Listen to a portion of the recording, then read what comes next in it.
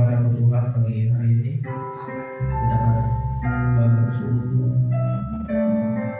bersama yang kudus ini. Puji kemuliaan bagi anak Tuhan. Sebentar kami akan mendengar firman.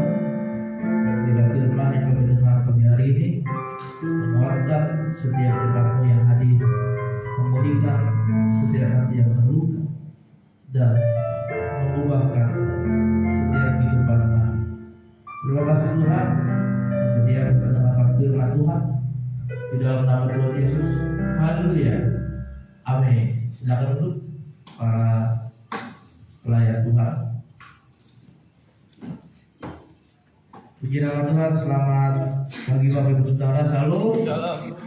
Kita bersyukur pagi hari ini kita kembali dapat datang beribadah di rumah Tuhan, dan kita kembali belajar kebenaran firman Tuhan. Kebenaran firman Tuhan pada saat pagi hari ini saya berikan tema yaitu hidup yang dibersihkan oleh Tuhan. Kita buka kitab Yohanes pasal 15 ayat yang kedua.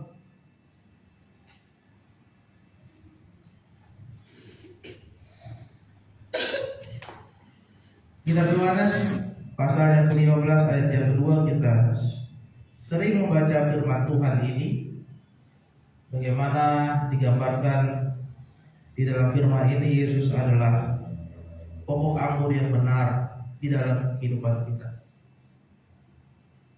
Yohanes 15 ayat yang kedua, demikianlah firman Tuhan: setiap ranting padaku yang tidak berbuah dipotongnya, dan setiap ranting yang berbuah dibersihkannya, supaya ia lebih banyak berbuah. Sekali lagi, setiap ranting padaku yang tidak berbuah dipotongnya, dan setiap ranting yang berbuah dibersihkannya, supaya ia lebih banyak berbuah. Saudara, firman Tuhan dalam Yohanes pasal 15 menggambarkan bagaimana Yesus itu sebagai pokok anggurnya dan kita ini sebagai karangnya. Pokok anggur itu adalah pohon yang utuh, batang pohon yang besar, sedangkan kita ini adalah batang-batangnya yang kecil.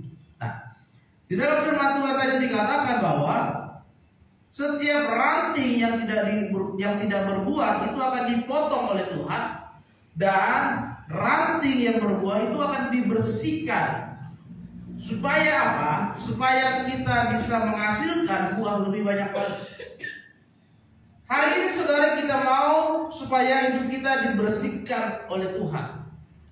Arti dibersihkan di sini adalah bagaimana Tuhan memproses hidup kita dan mengizinkan Tuhan untuk mengubahkan hidup kita agar hidup kita mencapai tujuan Tuhan yang mulia di dalam diri kita. Kalau saudara melihat pohon yang besar di pinggir jalan, apalagi pohon itu sampai menghalangi jalan, itu akan dibersihkan, dirapikan. Karena percuma pohonnya itu besar, tapi banyak parasit di sana, banyak benalu di sana. Benalu itulah yang akan mengisap sari-sari buah yang ada di batang-batang yang kecil, sehingga batang itu tidak bisa menghasilkan buah. Parasit-parasit itulah yang akan membuat pohon itu tidak bisa berbuah. Padahal pohon itu kelihatan besar, dari dekat kita lihat daunnya lebat, tapi pohon itu tidak berbuah. Kenapa? Karena ada benalu di sana, ada parasit di sana yang menghalangi pohon ini untuk tidak menghasilkan buah. Dan di dalam kehidupan kita sebagai orang percaya, ada banyak hal yang membuat kita ini tidak bisa menghasilkan buah dalam hidup kita, saudara. Yang pertama adalah bagaimana kita masih berada di dalam kehidupan akan dosa. Hidupmu sampai saat ini masih melakukan dosa. Kita sudah melayani Tuhan, kita sudah menjadi orang Kristen berpuluh-puluh tahun, kita sudah setia datang beribadah setiap minggu, tetapi kita masih banyak melakukan dosa. Itu yang menghalangi hidup kita sampai saat ini belum bisa berbuah. masih ada dosa di dalam hidupmu, masih ada luka batin di dalam hidup saudara yang belum bisa saudara bereskan sampai saat ini. Masih banyak kebencian dalam hidupmu kepada orang lain. Masih banyak kepahitan dalam hidupmu kepada orang lain. Saudara, yang namanya dibersihkan itu tidak mengenakan sama sekali. Kadang kita sudah merencanakan sesuatu, kemudian kita berdoa, kemudian kita berbuat sesuatu, tetapi hasilnya mengecewakan. Ya, kita sudah berdoa kepada Tuhan, Tuhan, tolong aku mau melakukan ini, aku akan berbuat seperti ini, tetapi hasilnya mengecewakan. Kadang kita saudara sudah berusaha memberi yang terbaik dalam pekerjaan, kita sudah berusaha memberi yang terbaik dalam pelayanan, tetapi hasilnya menyakitkan. Tidak ada yang menghargai kerja keras saudara, tidak ada yang menghargai pelayanan saudara. Tapi itu proses bagaimana saat ini Tuhan sedang membersihkan dirimu dari duri-duri dosa, dari parasit-parasit dosa, dari kehidupanmu yang lama, dari rasa bersalahmu, sehingga ada hal yang menyangkut dalam diri saudara, sehingga tidak bisa berbuah dalam hidup saudara. Ya, orang yang tidak mau dibersihkan oleh Tuhan adalah orang yang keras kepala. Orang yang keras kepala ini biasanya dia selalu menganggap dirinya itu paling hebat, menganggap dirinya itu paling dibutuhkan, menganggap dirinya itu lebih baik daripada orang lain. Ini orang keras kepala. Sehingga ketika dia ditegur, ketika dia dinasehati, ketika dia diarahkan, dia nggak mau. Egonya tinggi, keras kepala, ya, suka menyalahkan orang lain dan menganggap dirinya itu yang paling benar. Ini yang membuat kita tidak mau diproses, tidak mau dibersihkan oleh Tuhan dalam hidupmu saat ini, sehingga kita tidak bisa mencapai tujuan yang Tuhan inginkan dalam hidup kita. Orang yang tidak mau dibersihkan adalah orang yang memiliki kekerasan hati. Hatinya itu sudah keras, saudara. Dinasehati, ditegur, diarahkan, tetap tak bisa. Begitu aja. Ya. Sudah bertambah usia, semakin besar, semakin dewasa, tapi kelakuannya masih seperti itu. Kalau pelayanan harus dijemput, kalau ke gereja harus diingatin. Ya kan? Orang yang tidak mau dibersihkan oleh Tuhan adalah orang yang sampai saat ini memiliki tawar hati kepada Tuhan. Ada rasa kecewa dalam hidup saudara kepada Tuhan. Ada rasa tidak percaya lagi dalam hidupmu kepada Tuhan. Ada rasa saat ini saudara merasakan sepertinya Tuhan tidak bisa menolong hidupmu. Orang lain tidak bisa menolong saudara, bahkan saudara merasa sampai saat ini juga Tuhan tidak bisa menolong saudara. Ini orang yang tidak mau dibersihkan oleh Tuhan. Di dalam Alkitab ada seorang yang bernama Ayub. Firman Tuhan katakan Ayub ini orangnya sudah saleh, sudah baik sekali hidupnya, benar sekali apa yang dia lakukan di hadapan Tuhan. Tapi di satu momen iblis berkata kepada Tuhan, Tuhan, izinkan aku mencobai dia. Ya. Tuhan, izinkan aku mencobai hamba-Mu ini Ayub. Apakah ketika dia berada di dalam pencobaan, dia masih hidup saleh kepadamu atau tidak? Karena selama ini dia sudah merasakan apa yang baik yang diberikan oleh Tuhan. Akhirnya Tuhan mengizinkan Ayub dicobai oleh iblis, sehingga penderitaan pun datang dalam hidup dia. Ya. Kadang proses pembersihan yang diinginkan oleh Tuhan membuat kita berada di dalam penderitaan demi penderitaan, pergumulan demi pergumulan, tantangan demi tantangan, persoalan demi persoalan. Tapi saudara,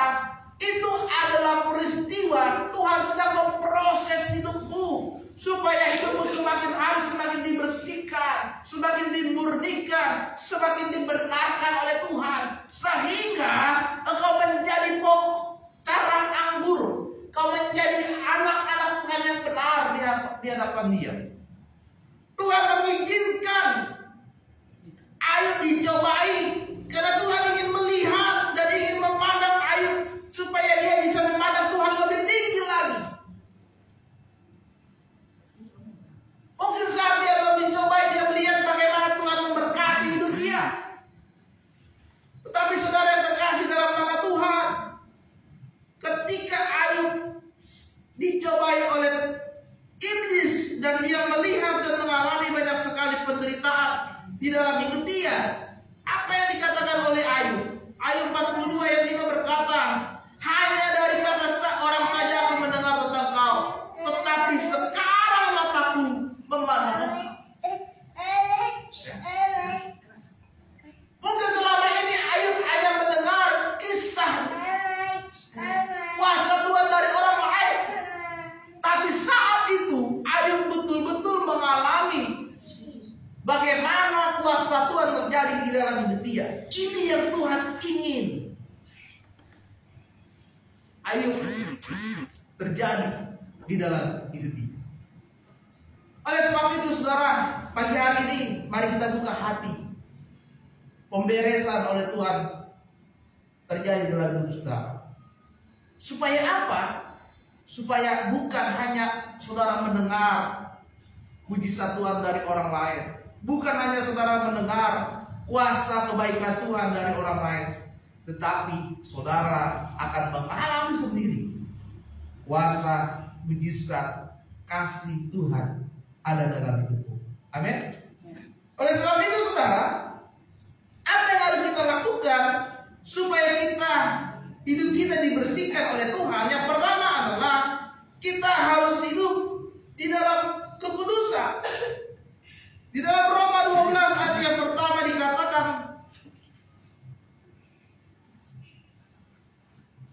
Roma pasalnya yang ke-12 ayat yang pertama dikatakan, persembahkanlah tubuhmu sebagai persembahan yang hidup, yang kudus dan yang berkenan kepada Allah. Hidup di dalam kekudusan itu adalah standar ilahi oleh Tuhan. Ya. Ini sudah tidak bisa ditawar-tawar lagi. Tuhan, bolehlah saya Sabtu Minggu hidupnya kudus, tapi Senin Jumat bolehlah Tuhan, dosa-dosa dikit lah boleh. Gak bisa saudara. Ya, bolehlah Tuhan, ya benci-benci sama orang dikit bolehlah. Gak bisa. Bolehlah Tuhan, ya nakal-nakal dikit bolehlah. Gak bisa.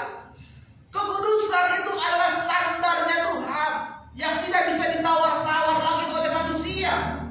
Tanpa kekudusan kita tidak bisa melihat Tuhan. Ibrani 12 ayat 14 berkata, orang yang tidak mengalami kekudusan dia tidak bisa melihat Tuhan. Kenapa kita tidak bisa melihat Tuhan? Karena fokus kita tidak lagi kepada Tuhan. Fokus kita apa? Kepada dunia ini, pekerjaanmu, kedaginganmu, masalahmu atau apa yang lain. Sehingga ketika saudara sedang berada di fokus yang lain, kekudusan tidak bisa saudara lakukan.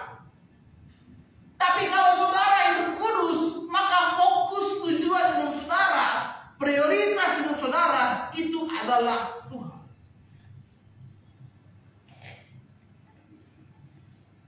Saya sudah ikut 3 kali pertemuan Beyond Sukses yang diselenggarakan oleh BPD. Kami setiap minggu itu ada pertemuan saudara. Pendeta-pendeta yang baru merintis, juga pengurus perwil, kita bikin pertemuan. Bahkan ketua BPD Pak Kiki sendiri pun ikut dalam pertemuan itu. Nggak banyak, satu perwil itu hanya 8-9 orang, dibatasi saudara. Dan di pertemuan yang ketiga kami membahas tentang prioritas. Ya. Apa yang menjadi prioritas tujuan yang benar dalam hidup kita? Karena saudara, kadang-kadang kita melakukan yang paling utama yang harus kita kerjakan dulu? Kita nggak tahu. Apakah prioritas pertamamu itu pekerjaan? Ataukah prioritas pertamamu itu uang, cari uang? Atau prioritas pertamamu cari Tuhan? Atau prioritas pertamamu itu keluarga? Ya.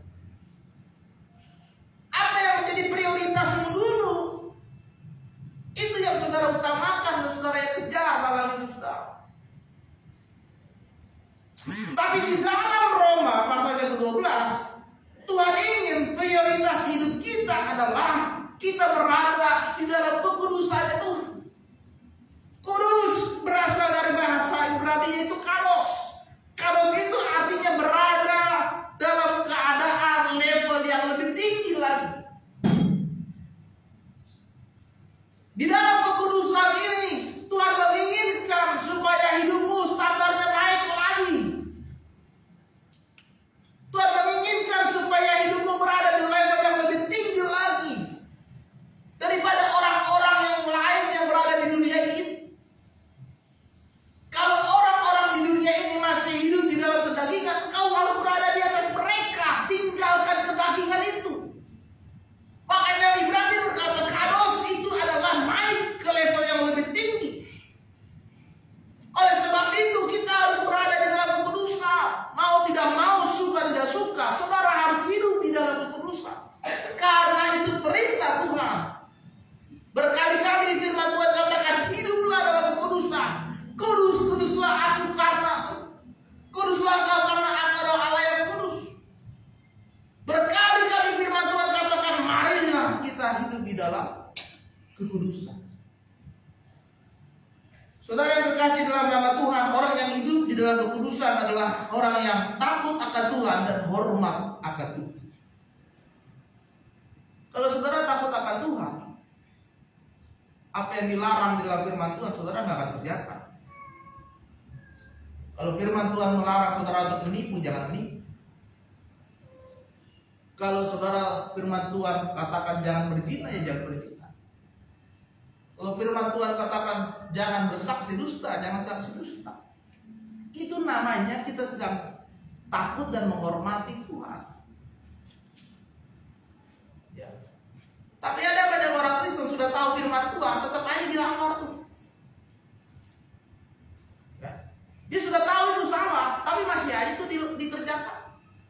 Kenapa begitu? Karena masih ada kekerasan kepala dan kekerasan hati dalam diri. Hidup dalam kekudusan artinya hidup saudara selalu memiliki kerinduan untuk belajar akan firman Tuhan. Tidak ada orang yang hidup kudus tapi tidak paham firman, tidak ada. Kalau saudara hidup kudus, ya saudara harus paham firman. Baca, renungkan firman Tuhan, gali firman Tuhan itu.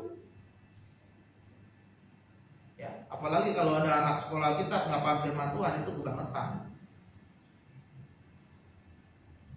Orang yang kudus artinya adalah setiap waktu dia berikan kepada Tuhan. Dengan cara apa? Belajar firman, baca. Jangan merasa hebat saudara, tapi saudara tidak ada apa-apanya. Pengetahuan firman Tuhanmu itu kosong, tapi kita sudah merasa paling hebat. Pelayanan sudah merasa paling hebat, tapi firman Tuhan itu kosong, salah juga. Ya. Orang yang kudus, orang yang mau merenungkan firman Tuhan itu siang dan malam. Orang yang kudus adalah orang yang diperbaharui pikirannya oleh firman. Saudara baca firman Tuhan, maka pikiranmu itu akan diperbaharui. Kenapa? Karena ketika saudara baca, Roh Kudus akan menyadarkan pikiran saudara dan menyatakan bahwa itu salah. Yang selama ini saudara lakukan tidak sesuai firman dan itu salah. Tapi bagaimana pikiran bisa diperbaharui oleh Roh Kudus? Baca firman aja gak bisa. Malas pak, ngantuk pak, melihat Alkitab tebel-tebel gitu aja udah, aduh, pusing pak. nggak tahu mau baca dari mana, ya aneh. Ya, ngakunya orang Kristen tapi baca kitabnya orang Kristen aja nggak mau. Orang yang hidup dalam kudusan fokusnya berada pada karakter Kristus. Fokusmu saat ini adalah Kristus. Ya. Jangan jadi orang yang semaunya sendiri, saudara. Jangan jadi orang yang gila hormat dan mengidolakan orang lain dalam hidup saudara. Saudara harus mengidolakan Yesus dalam hidup. Jadikan apa yang dilakukan Yesus itu juga dilakukan oleh hidup saudara. Yesus mengampuni orang berdosa, Yesus mengampuni banyak orang, Yesus mengasihi banyak orang. Itu juga yang harus kita lakukan dalam hidup saudara. Yang pertama, kita harus hidup dalam kekudusan. Yang kedua adalah kita harus tinggal di dalam Dia. Ya. Kenapa kita harus tinggal di dalam Dia? Karena firman Tuhan dikatakan Yohanes 15 ayat yang kelima, barang siapa tinggal di dalam Aku dan Aku dalam Dia, ia berbuah banyak. Sebab di luar Aku kamu tidak dapat berbuat apa-apa. Jelas firman Tuhan katakan kalau kita tinggal di dalam Yesus, kita akan berbuah banyak. Tapi kalau kita di luar Yesus, kita tidak bisa berbuat apa-apa. Apapun yang saudara lakukan akan gagal dan sia-sia. Karena kita berada di luar Yesus. Pontang-panting cari pekerjaan, kerja keras, terus cari uang, tapi saudara di luar Yesus, itu nggak akan menghasilkan apa-apa. Malah akan menambah kerugian di dalam kehidupan saudara. Tapi kalau kita berada di dalam Yesus, kita akan melihat bagaimana hidup kita terhubung selalu dengan Dia. Seperti sebuah cara batang itu akan nyambung langsung dengan pohon yang besar, sehingga batang itu akan diberikan makanan oleh pohon yang besar, dari akar naik sampai ke ranting-ranting yang kecil. Itu kan terhubung. Ya. Makanan yang diberikan kepada carang-carang itu dari pohon yang besar itu akan diberikan sampai akhirnya carang itu, batang-batang kecil-kecil itu akan menghasilkan buah. Itu yang namanya terhubung. Artinya kita bergantung kepada Tuhan. Tuhanlah yang menjadi sumber dalam hidup saudara. Tuhan yang memberikan makan, Tuhan yang memberikan minum, Tuhan yang mencukupkan kehidupan saudara. Jika kita tinggal di dalam Dia. Ketika saudara tinggal di dalam Dia, arti tinggal di sini adalah tetap teguh di dalam Yesus. Maka hidup saudara semakin hari semakin diubahkan dan dibersihkan oleh Tuhan. Hidup saudara semakin disempurnakan dan dibentuk oleh Tuhan.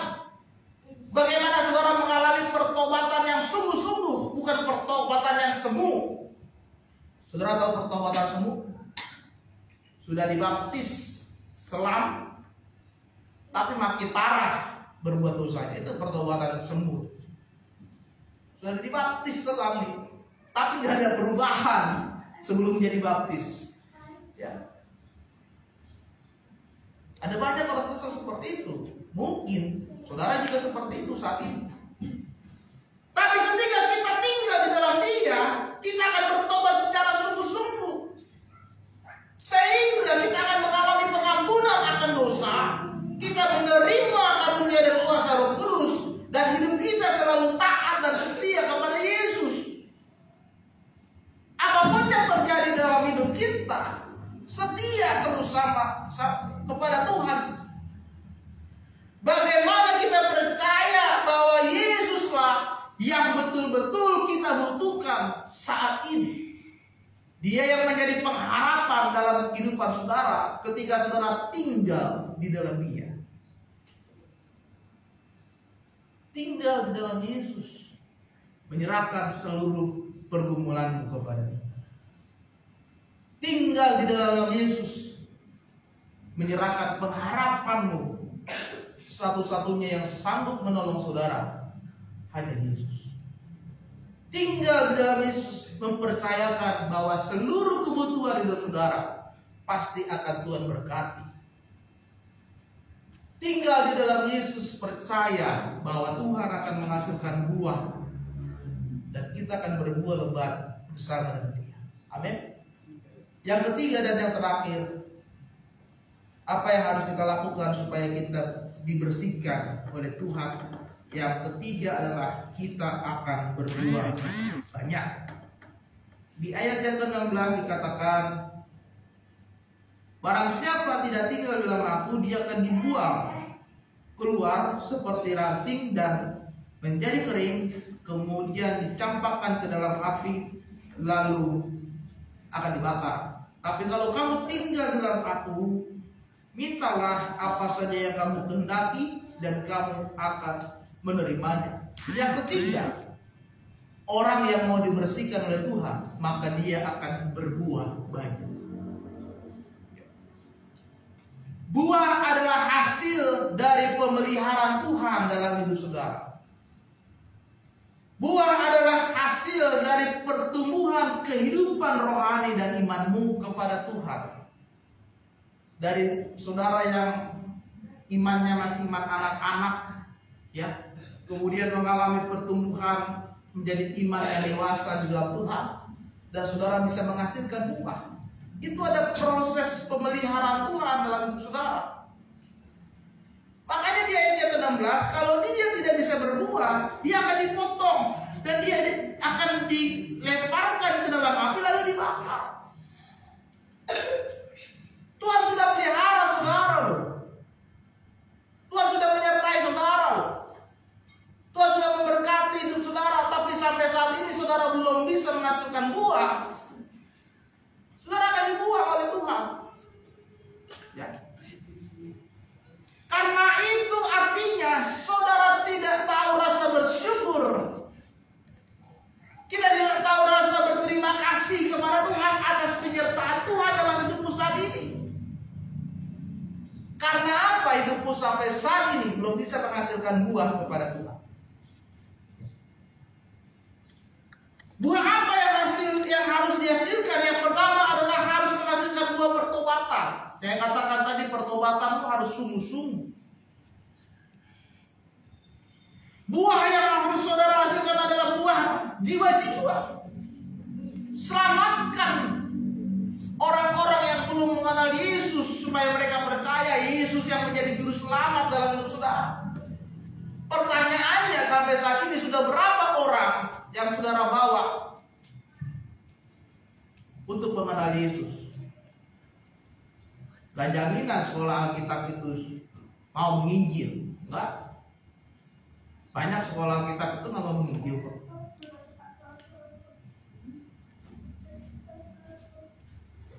Waktu kami pertemuan, ada hamba Tuhan yang dia berikan kesaksian bagaimana anaknya itu menginjil ke Turki, saudara. Ya. Bagaimana dia menginjil ke Turki? Hanya dengan bermodalkan bisa berbahasa Inggris. Dia tidak tahu bahasa Turki. Tadinya hanya 3 bulan, visanya itu 3 bulan. Tetapi karena api penginjilannya itu begitu menyala, akhirnya dia teruskan sampai 1 tahun. Karena dia ketahuan imigrasi, akhirnya dia harus dideportasi kembali ke Indonesia. Dan kalau dia kembali lagi ke Turki, dia akan kena denda. Kalau dia kembali lagi ke Turki. Gereja di sana tidak seperti gereja kita ini, ada bangunan gedung. Mereka melakukan gereja di bawah tanah, sembunyi-sembunyi. Tapi penginjilan itu begitu banyak dilakukan di sana.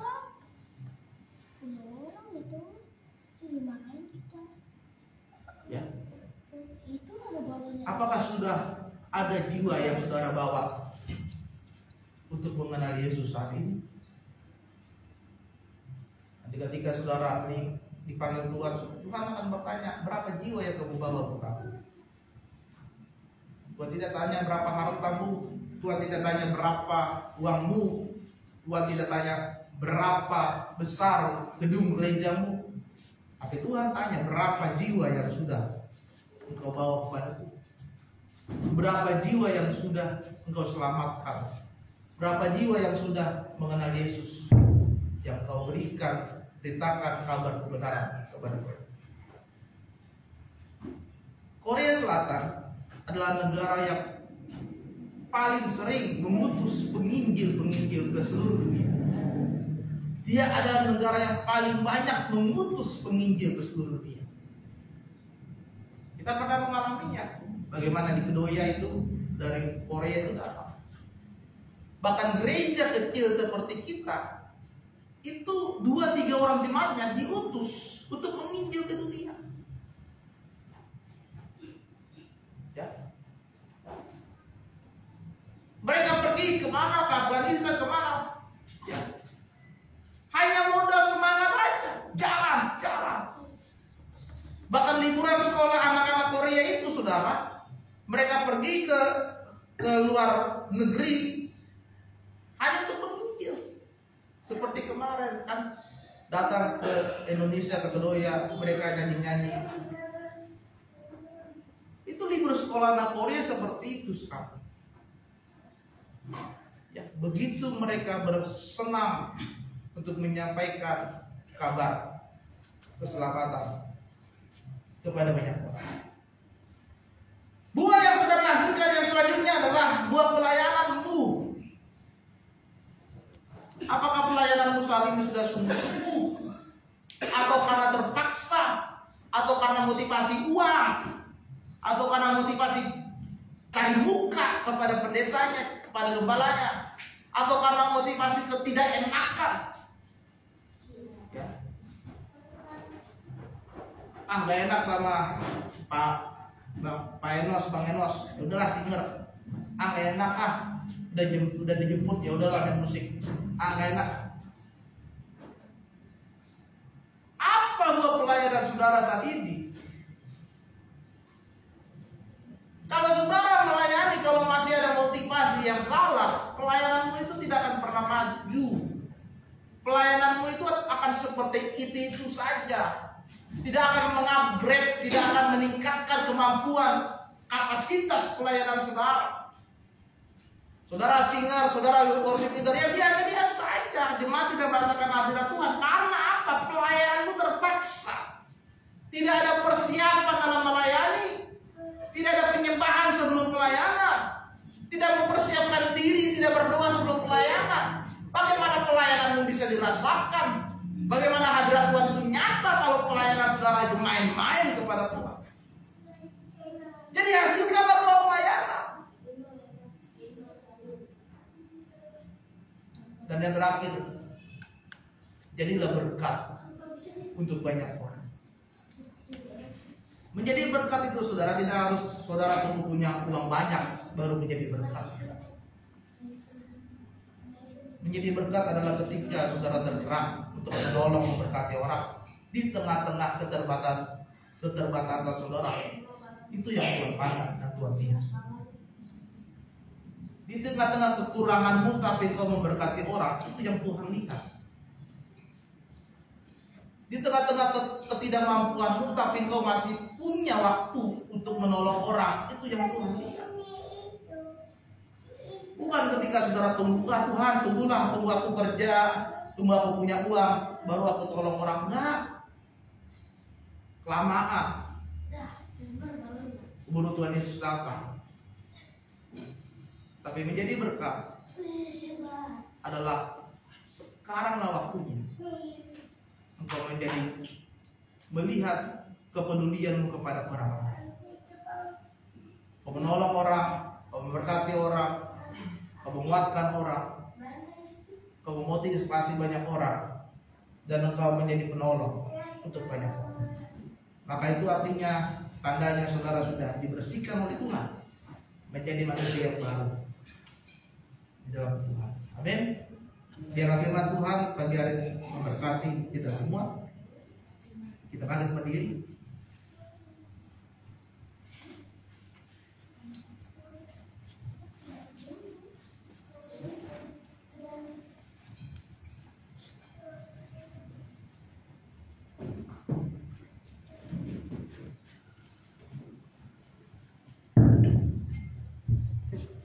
Dan dengan pujian penyertaan Tuhan.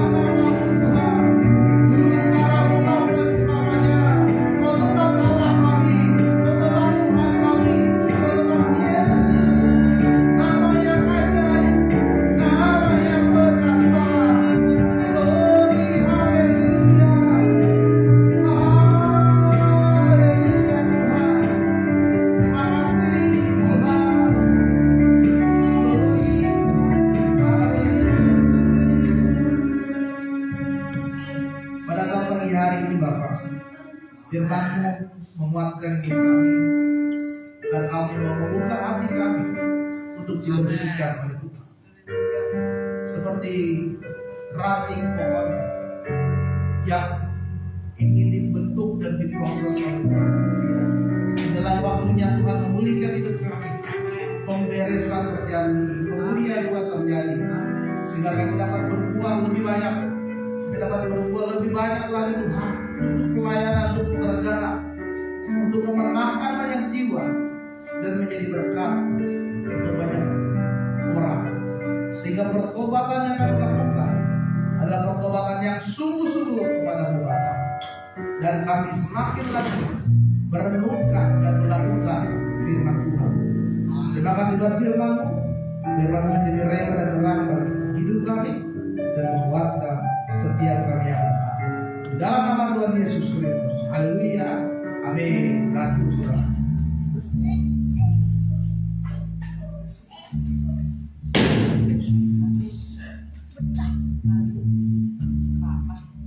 Dalam firman Tuhan, dan saat ini kita mau memberikan yang terbaik.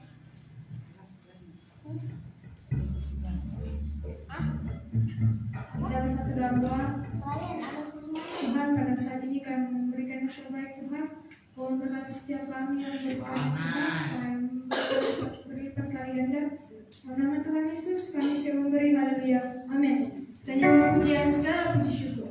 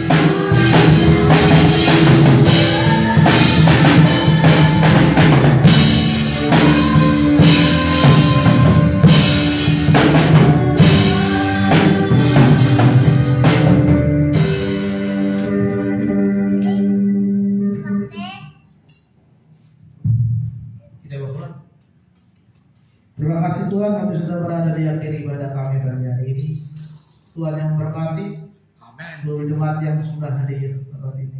Amin.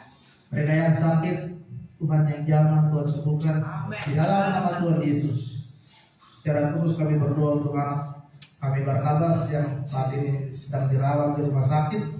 Tuhan yang nyatakan kuasa-Mu, Tuhan yang menyembuhkan seluruh penyakit yang ada di dalam tubuh. Di dalam nama Tuhan Yesus, mujizat Tuhan terjadi di dalam tubuh anak di Bapa. Mereka yang datang hari ini, jemaat yang datang dengan setiap pergumulan, Tuhan tolong memberikan kuasa dan mujizat pada tubuh. Sebentar kami akan pulang, kami akan menerima berkat Tuhan. Maka saudara terkasih dalam nama Tuhan Yesus, mari angkat tangan di hadapan Tuhan dan terimalah berkat Tuhan pada saat pagi hari ini. Pulanglah dan bawalah kasih karunia dari Allah Bapa, kita kasih dari Tuhan Yesus Kristus, serta persekutuan dari Roh Kudus, dan selalu memberkati hidupmu mulai pagi hari ini sampai Tuhan Yesus datang kembali ke dunia ini. Kiranya memberkati.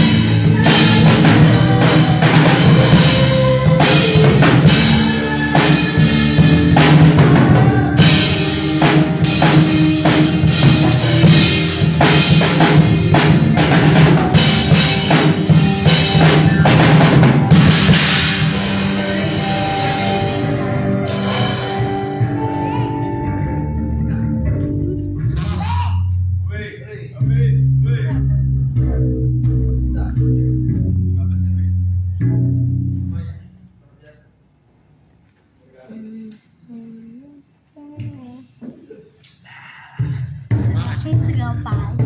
Bapak,